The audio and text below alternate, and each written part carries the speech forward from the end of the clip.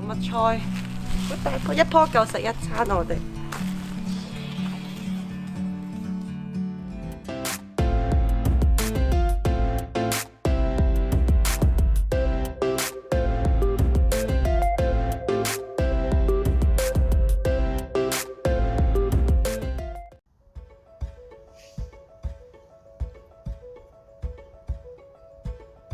喂，老婆啊，新年都過咗好耐啦，點解你仲種水仙嘅？所以話你啲人呢，淨係識得食呢，就咩都唔識。呢啲點會係水仙啊？呢啲叫蒜苗，係我舊年呢12月份種到而家，可以食啦。今晚呢，就整呢個蒜苗炒雞蛋俾你食啦。因為蒜苗一般可以抵抗到寒冷嘅天氣，所以種植時間大多數都係秋天同埋冬天。蒜苗嘅藥用價值好高，可以有效咁樣預防流感、腸炎等等因為環境污染而引起嘅疾病。蒜苗對於心腦血管呢有一定嘅保護作用，可以預防血栓嘅形成，同時呢亦都可以保護到我哋嘅肝臟。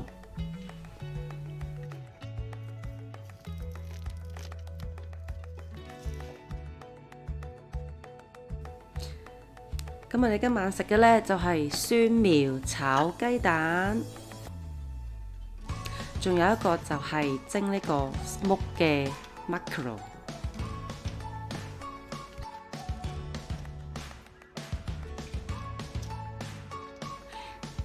煮法非常之簡單，亦都可以講，因為我係一個非常之懶嘅人，所以揀一啲最簡單嘅煮法。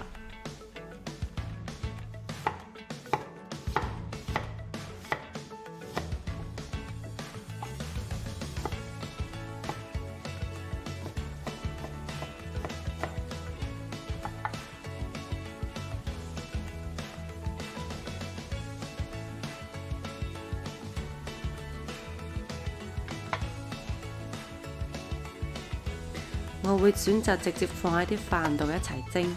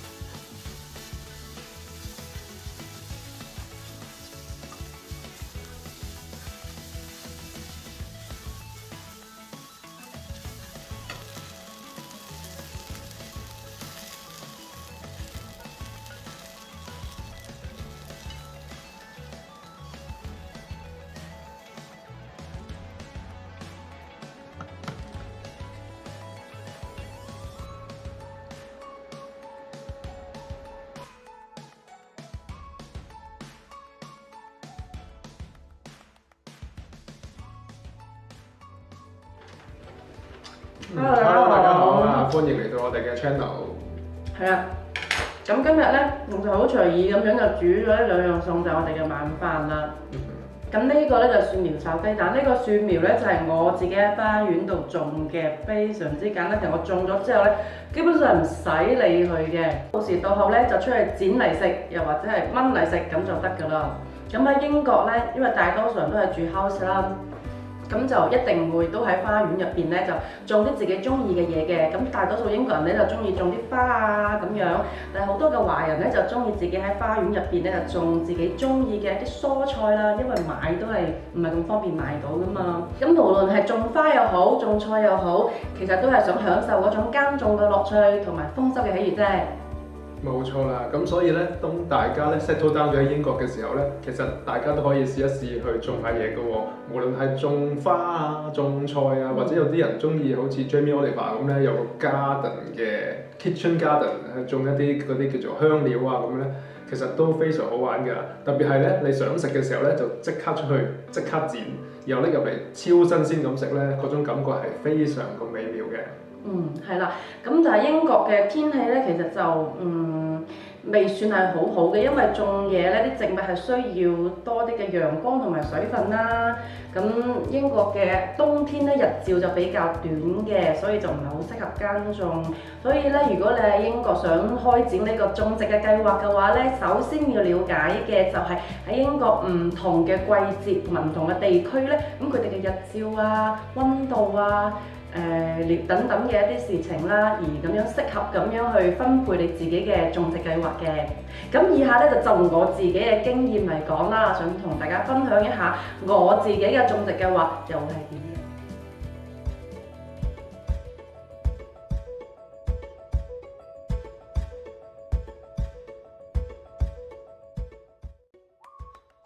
咁通常1月份、2月份啊，或者係3月份呢，喺英國嘅天氣都仲係好凍下嘅，所以喺呢個時候呢，我都唔會選擇去種嘢住嘅，因為有時候3月份都仲會落雪啦。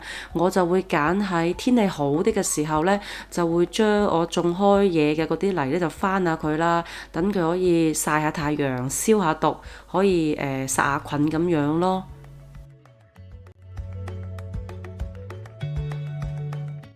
咁去到3月中或者3月尾嘅時候呢，咁其實英國天氣都慢慢開始又會係變暖嘅啦。咁呢個時候呢，我就會開始去進行呢個叫做育苗嘅工作啦，就係將呢個蔬菜嘅種子呢，就放喺個育苗土度，你會揾個盤啦，裝住啲育苗土，跟住將啲種子放落去，跟住就會淋水啦，然之後佢就會長大成呢個菜苗啦。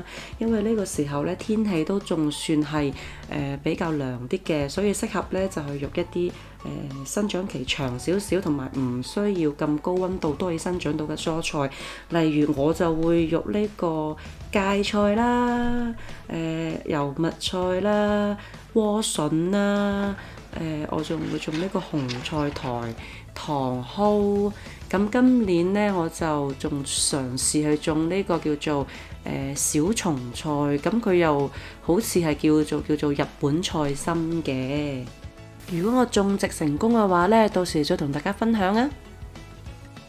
咁我選擇種嘅呢幾樣蔬菜呢，油麥菜啊、芥菜啊、茼蒿啊等等呢，都係比較容易種嘅，同埋冇咩蟲食嘅，只要施肥同埋淋水呢，基本上都可以有收成嘅。就係同大家分享呢幾樣比較容易種嘅菜咯。如果覺得育苗係比較麻煩同埋嘥時間嘅話呢，其實可以等到5月份到啦，天氣變暖進入夏天嘅時候呢，可以揀一啲適合直播，即係直接播喺個泥土度咁樣施肥啊、淋水，佢就可以生長嘅一啲蔬菜咯。例如好似有日麥菜都 OK 嘅，咁仲有通菜啦，一啲菜心類啊，仲有一啲係比較生長期比較短嘅一啲葉菜咯。大概你播種到你收成嘅話呢，係30到40日到呢就 OK 㗎啦。咁直播對於呢個育苗嚟講啊，真係比較懶嘅個方法嚟嘅。因為如果你要育苗嘅話呢，因為要等嗰個幼苗呢長到起碼有3到4塊真葉嘅時候呢，你先至要再去移植到去你真正去種植嘅嗰個泥土入邊咯，就會比較時間會長啲。但係直播就會比較短咯，即係播種到你收成嗰個時間上邊係會比較短啲，比較方便啲咯，好似。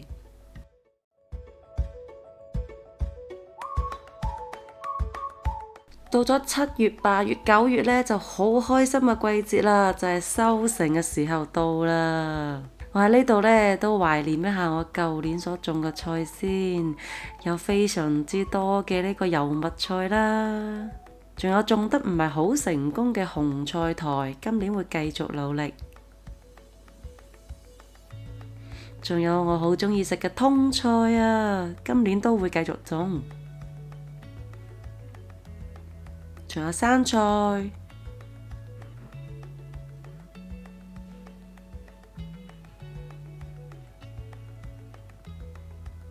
仲有一家大細嘅薯仔。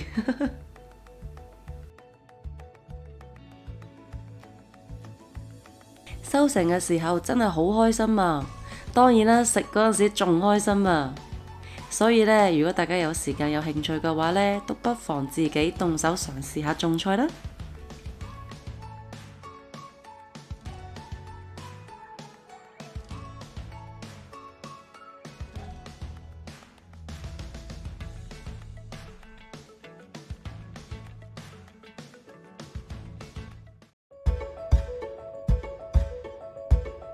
咁從9月尾開始呢，就已經係慢慢咁樣變凍啦，就進入冬天啦，都係開始就進入呢個休耕期㗎啦。咁有好多人呢，都會喺呢度呢，就會喺呢個時間開始就會種一啲蘿蔔啊。等等其他一啲比較可以抵禦到呢個寒冷嘅一啲蔬菜嘅，咁我就好懶啦，咁我就淨係選擇種呢個蒜苗啦，因為種咗落去真係乜嘢都唔使理佢咯。咁其實都有一啲可以喺屋企入邊室內就可以種到嘅一啲蔬菜嘅，好似有豆芽啦，又有呢個豆苗啦，我之前都有片呢係介紹過點樣種嘅，如果大家有興趣呢，都可以 click 翻去睇嘅。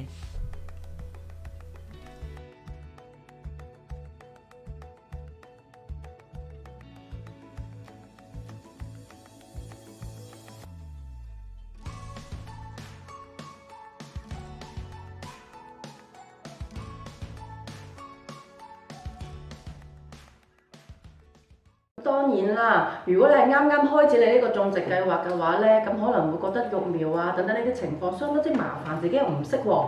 其實都有解決辦法嘅，就可以嚟屋企附近嘅 Garden Centre 嗰度啦，去買一啲商家已經幫你育好咗嘅苗啦，一啲菜苗啦。你買翻屋企之後呢，就可以將佢種植移植喺你個花園入邊呢。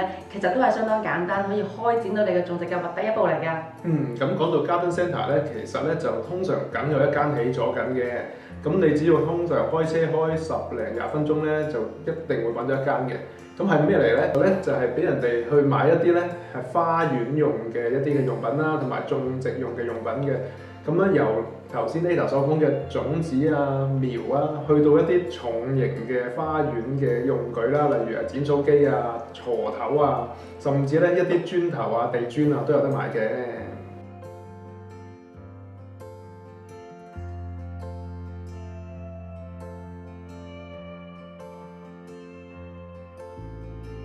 係冇錯啦，咁以上呢，就係今集呢，我想分享我自己一啲種植嘅一啲計劃啦、經驗俾大家嘅。咁因為我自己經驗非常之有限啦，仍然都係喺一個摸索同埋學習當中嘅。如果你都有興趣嘅話呢，就快啲加入啦，大家一齊享受呢個耕種嘅樂趣啊！